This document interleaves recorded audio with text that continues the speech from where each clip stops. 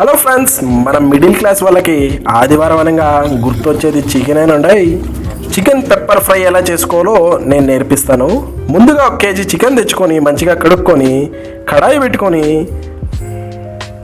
కడాయి కొంచెం వేడెక్కగానే చెక్క, మొగ్గ, యాలకులు, ధనియాలు, గసగసాలు, కొంచెం మిరియాలు వేయటం మర్చిపోకండి. కొంచెం అంటే పిసినారుతనంగా కొంచెం వేయకండి, కొంచెం మరింత వేయండి, అదే రుచి. దాంతోపాటు కరివేపాకు అంత తట్టించి బాగా వేపుకొని మిక్సీలో వేసుకొని బాగా ఒక 2 రౌండ్లు వేసుకుంటే చాలా ఉండవు. ఎక్కువ ఆయిల్ తిప్పాల్సిన అవసరం లేదు, సుత్తిమెత్తగా పొడి రావాల్సిన అవసరం కూడా లేదండి. ఎందుకంటే ఆ గరక బరకే మన పెప్పర్ ఫ్రైకి మంచి రుచి ఇస్తుంది. ఇంత మాత్రం కన్సిస్టెన్సీ వస్తే చాలండి. మసాలాని పక్కన పెట్టుకొని ఒక ప్యాన్లో 2 స్పూన్ల నువ్వుని వేసుకొని 2 కట్ చేసిన మిరపకాయలు, కట్ చేసిన ఒక ఆనియన్ పెద్ద సైజుది వేసుకొని బాగా వాడ్చుకోవాలి.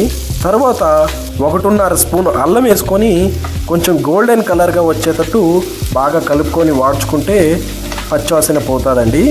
ఈ పచ్చివాసన పోయిన తర్వాత ఒక 1-2 మినిట్స్ అట్లా వదిలేయండి. గోల్డెన్ కలర్లో వస్తాయి. వచ్చిన తర్వాత మనం కడుక్కున్న చికెన్ని మంచిగా వేసుకొని బాగా కలిదిప్పుకోవాలండి. ఆ అల్లం పేస్ట్ మొత్తం మసాలా అంతా దీనికి తట్టేలాగా కలిదిప్పుకోవాలి.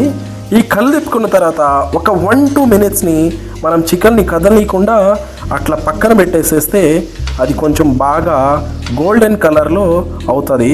తర్వాత అంత పసుపు, కారం, ఉప్పు మీకు తగినంతే వేసుకోండి, మరింత వేసుకోవాల్సిన అవసరం లేదు. ఎందుకంటే మనం చేసుకున్న మసాలాలో కొంచెం ఘాటుగానే కారం ఉంటుందండి. అందుకు చూసుకొని మీకు కావాల్సినంత కారం, ఉప్పు వేసుకోండి. ఇంతే వేసుకోవాలని ఏం రూల్ లేదు, ఎందుకంటే మసాలాలో ఆల్రెడీ కారం బాగా ఉంటుంది. ఇట్లా అన్ని మసాలాలు వేసుకున్న తర్వాత బాగా వేడ్చుకొని అట్లా పక్కన పెట్టుకోండి. వాడ్చుకొని పక్కన పెట్టుకున్న తర్వాత మరి ఇంకొంచెం ఉప్పు చూసుకొని ముక్క ఉడికేటట్టు వేసుకొని అట్లా పక్కన పెట్టండి. తర్వాత ఇప్పుడు మనం ఇందాక మిక్సీ పట్టుకున్న మసాలా ఉంది కదా, ఆ మసాలాని ఈ చికెన్ పైన అలా అలా చల్లుకుంటా చికెన్ని పైది కిందకి, కిందది పైకి ముక్క కదిలించుకుంటూ చేసుకోండి. అప్పుడు మొత్తం ముక్కలకి మసాలా బాగా పట్టిద్ది. ఈ మసాలా బాగా పట్టిన తర్వాత ఒక 2 నిమిషాలు వేడెక్కిచ్చి అట్లాగే వదలండి. ఆ మసాలా పచ్చి ఘాటు వాసన అంతా పోతుంది. పోయిన తర్వాత మనమంతా కొత్తిమీర, పుదీనాతో గార్నిష్ చేసుకొని ఒక నిమ్మకాయ పెద్ద సైజు గట్టిగా మరింత పిండుకుంటే ఈ విధానంగా చేసుకున్న పెప్పర్ ఫ్రై మనకి బగారా రైస్లోకి కానీ, నాన్లోకి కానీ, చపాతీలోకి కానీ సూపర్ ఉంటుందండి. సూపర్ అంటే సూపర్గా ఉందండి.